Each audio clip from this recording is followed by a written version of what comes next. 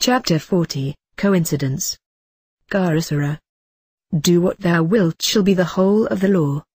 When I was writing that letter about prophecy, I was hot and bothered all the time by my faithful sentinel, the well-grieved hoplite that stands at the postern of my consciousness, ready to challenge every thought, and woe to the intruder who cannot give the countersign.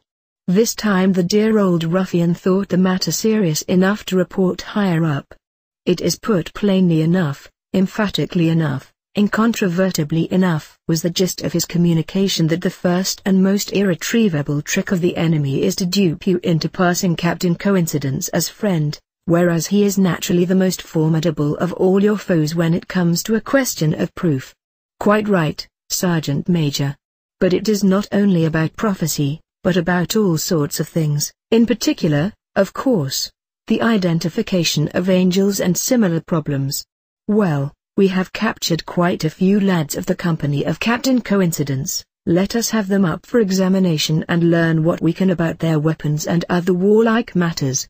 I take our first prisoner from Magick. The most famous novel of Fielding is called Tom Jones. It happened that Fratapper Jirabo was staying in a hotel in London.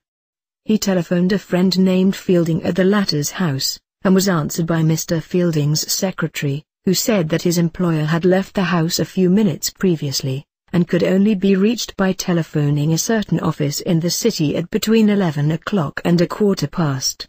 Fratapper Jirabo had an appointment at 11 o'clock with a music hall star, the place being the entrance to a theatre. In order to remind himself, he made a mental note that, as soon as he saw the lady, he would raise his hand and say, before greeting her, "Remind me that I must telephone at once to Fielding," when he met her. He did this, and she advanced toward him with the same gesture, and said in the same breath, "Remind me that I have to telephone to Tom Jones," the name of a music hall agent employed by her. Here comes another, this time completely crazy.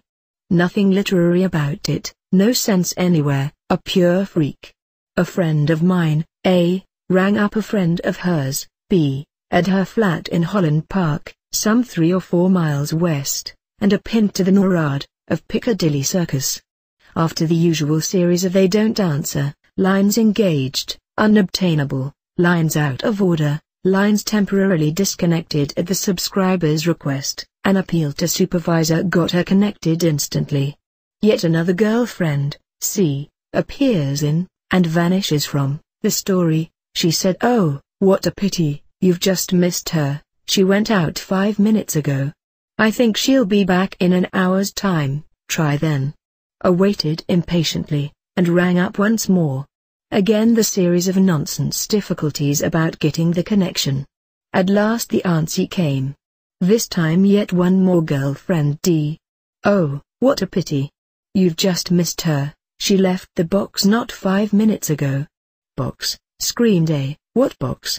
Have I got mixed up in a trunk murder?" "Why, this box," replied D, calmly. "What box?" shouted A. "Isn't that her flat?" "Her flat? Are you crazy? This is a call box in Shaftesbury Avenue." Collapse of A's confidence in the sanity of nature. One may note that there was no similarity in the names of the exchanges, or in the numbers. It is the most grotesquely impossible case of wrong number that ever came my way. Now for one or two oddities. Recently, needing to relax, I borrowed 3 thrillers from different sources. In every case, the plot turned on 2 men being so alike that no one could tell them apart.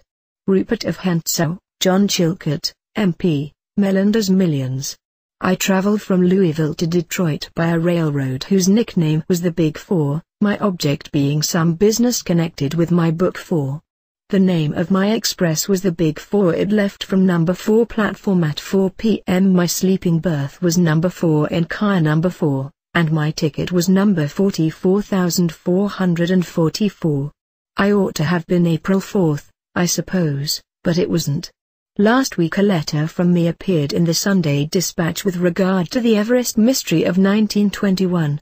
I expressed my view that the 2 lost climbers, last seen on an easy snow slope near the summit, had simply been blown into the air by one of the sudden gusts of incredible fierce winds which are common at those heights, and dashed to earth perhaps a mile away. After reading this, I went to a friend's room to borrow a book, picked up her Shakespeare's histories, and, opening it at random, came upon, "They that stand high have many blasts to shake them, and if they fall, they dash themselves to pieces." Richard III, Act 1, SC. 3. Now here's a story that's too good to lose, not the mistiest phantasm of an ideogram. How to class it? For one thing, it's chock-a-block with moral lessons and economic theories and political summits, but there's coincidence in it somewhere, and under coincidence down it shall go. Even if only by coincidence. From 1895 EV onwards I dealt with Colin Lunn. Of all the tobacconists under the sun, there is none like the great Colin Lunn, of Sydney Street, Cambridge. When I started round the world, alas for fidelity, I began to forget him. By 1906 EV the operation was practically complete. In 42 EV I spent a few days with friends in Cambridge. Sauntering along KP King's Parade to you, Madame, on my way back to the station with half an hour or so to kill, I thought I would pop into Lunn's new shop there, and pass the time of day. He might have something to take my fancy. So I did. Needless to say, I didn't know the shopman from Adam, as he did not offer me a view of his identification mark. I asked after old friends, we gossiped of old times and new. Presently he observed, putting a hand under the counter, "I think this is yours, sir. How do you know who I am? I've never seen you before."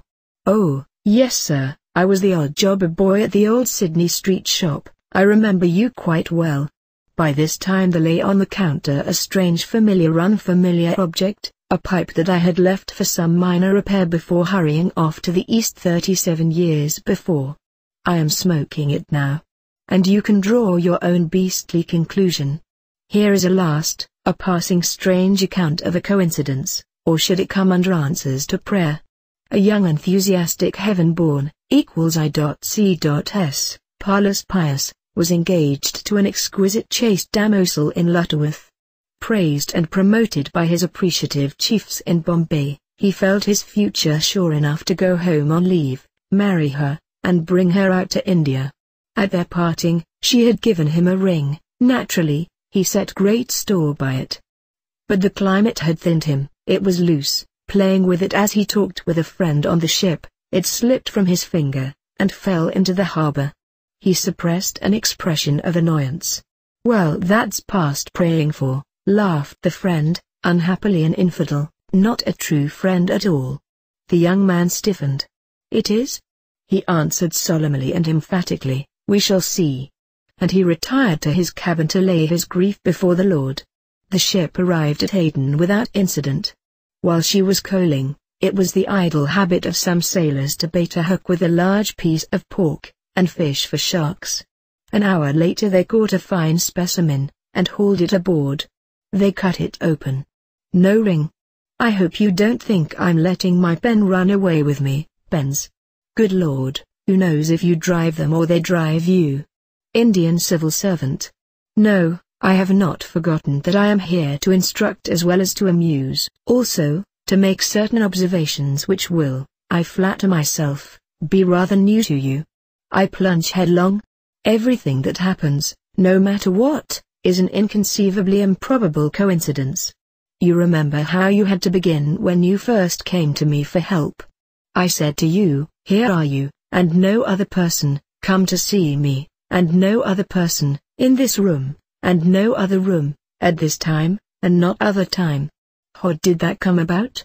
The answer to that question is the first entry in your magical diary, and, with a slightly different object in view, the first step in the practice of Liberthische and the acquisition of magical memory. Why, hang it all, the events of the last hour, even, might have gone just an infinitesimally little bit different, and the interview would not have taken place as it did. Consider then, that factors stretching back into eternity, all the factors there are have each one contributed in its degree to bringing this interview about. What a fantastic improbability! Yet here we are. Chance blindly rules the universe. But what is chance? And where does purpose intervene? To what extent? I shall now conduct you, no less firmly than mystery. Philip Oppenheim, to Monte Carlo. Excuse me. I was just called to the telephone.